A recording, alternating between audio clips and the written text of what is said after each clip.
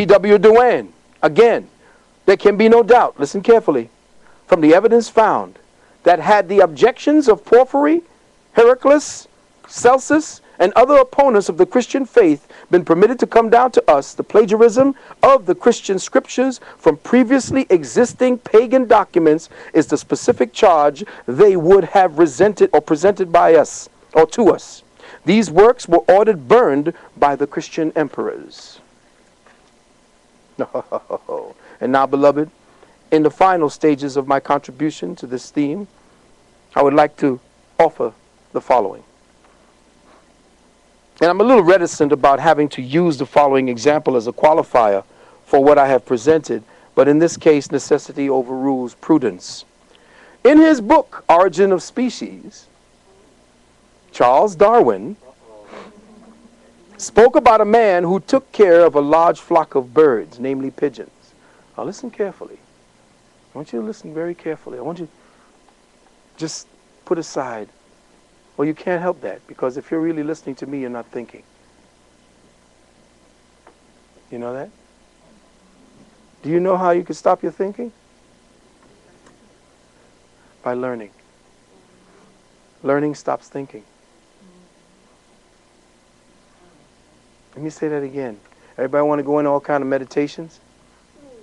You don't need to go into Om and all that old nonsense. Just start learning. Because right now you ain't thinking. Think about that.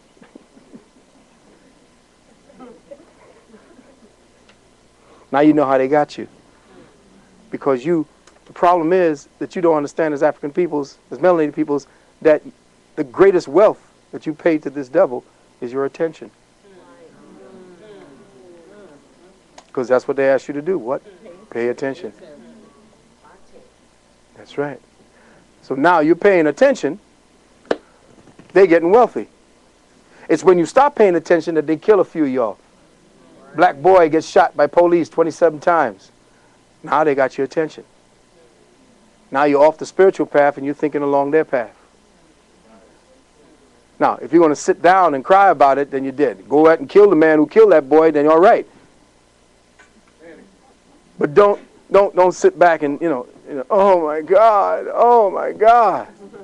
Do something about it and then go back to thinking.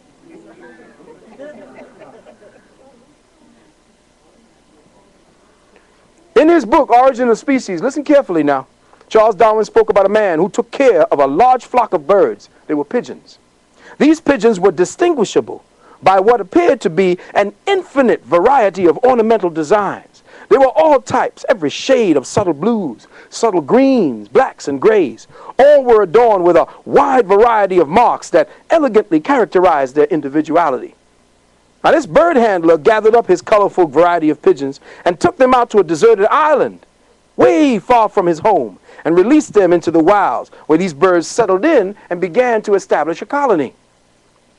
After 10 years or so, the bird handler returned to the island, and to his surprise, he finds that something amazing has taken place. The blacks, the browns, the grays, the iridescent greens, the iridescent blues, the stripes, the spotted, the ringed, the striated feathers, varieties, and beautiful, beautiful ornamentations of birds he released into the wilds had all but disappeared. All of their children had metamorphosized into this slate, dark blue generational type, each of them with a monotonous black ring that repeated itself on every one of their wings. All of the beauty of variety of iridescent colors, patterns, and designs in their feathers and characteristics completely disappeared. Now, in staying consistent with this theme, Darwin also made mention of the characteristics of the cultured rose and the cultivated strawberry. How, when left unattended, they shrank back and degenerated and reverted back to an appealing shrub and vines and weeds. This devolutionary process he called the principle of reversion to type. Now, beloved, let's touch upon that theme. These examples may be construed in many ways, but for our purposes, there can be only one interpretation. The feather characteristics of the nurtured, cultivated, cultural birds are symbolic of the culture-centric expressions of African spirituality that were perfected within the confines of a self-actualized, self-cultivated, self-contained, self-enriching, self-evolving, self-correcting, self-healing, self-perpetuating, self-preserving, self-regulating, self-supporting, self-sufficient, self-sustaining paradigm dynamic of consciousness, where the vast variety of feathers from Ma'at represented the vast variety of creative achievements attained by African civilizations, as with other indigenous peoples around the globe. Here we use the markings and colors of the birds as the symmetric equivalent symbolic of the expressions of African spirituality. The blacks were spiritual sciences, the yoga, the meditation, the mathematics, the mystery system. The browns were the agriculture, the botany. The grays were the sculpture and the art. The iridescent blues and greens was the alchemy, the metallurgy, the medicine. The stripes was the architecture, geology. The spotted was the astronomy, the astrology, the psychology. The striated was the art of war. All representative of a highly advanced, sophisticated, self-evolving spiritual civilization. Then it came to pass that these diverse Africans and their individually unique expressions of spirituality began to experience a series of sustained, brutal attacks for over the next several hundred years. This ongoing strategy or tragedy eventually caused them to become traumatized captives. They were rounded up, displaced, and taken to hostile foreign environments where their self-evolving mechanisms of cosmic consciousness, their African spirituality, were systematically and savagely brought to a screeching halt. What once constituted an internal dynamic of self-evolved energy that was used by the African mind for the development of higher awareness became a pathological fight or flight survival response to hostile environments.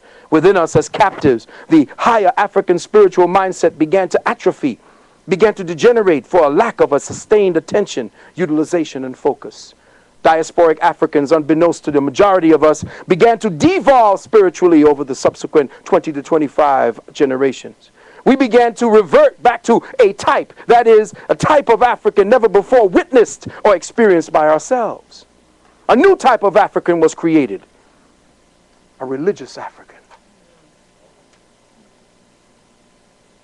We began to psychologically metamorphosize in the hostile atmosphere of a Willie Lynch environment, which caused us to revert, or should I say convert. Let me say that again. Y'all didn't hear that. Africans didn't revert.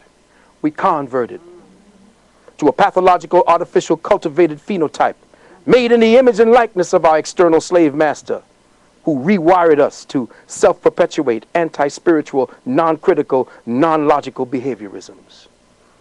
Beloved brothers and sisters, over subsequent generations, our pathogenic conditioning began to bear fruit. That under the psychological and genetic pruning tools of Willie Lynch, we became spiritually stultified, robbed of our archetypal memory banks, robbed of our genetic reflex to the creator spirit within us. Like the careful cultivation of the Japanese bonsai tree, African and indigenous peoples were spiritually, genetically, and creatively pruned for generations, so that our very soul's ancient association and connection to the triple black cosmic mother would systematically and continuously be diminished. Mighty oaks, redwoods, and baobabs reduced to the size of shrubs, thistles, and weeds. Anybody know what the Japanese bonsai tree is? You can turn an oak this size. All you got to do is just keep pruning it. And that's who we are. Well-pruned bonsais. And to seal the bargain, to shut the door forever, the slave master pruner taught and conditioned the traumatized African mind to supplant his natural, abstract, metaphysically reflexive, inquiring mind with that of the non-critical, non-questioning, non-analytical functionism of the religiously indoctrinated mind. With reference to the examples given to above about the rose, the strawberry, and the birds, African spiritual scientists were actually and acutely aware of this fact called the principle of reversion to type. They considered it in every real work that they have ever done. They always knew that man would revert back to type if he did not keep his culture.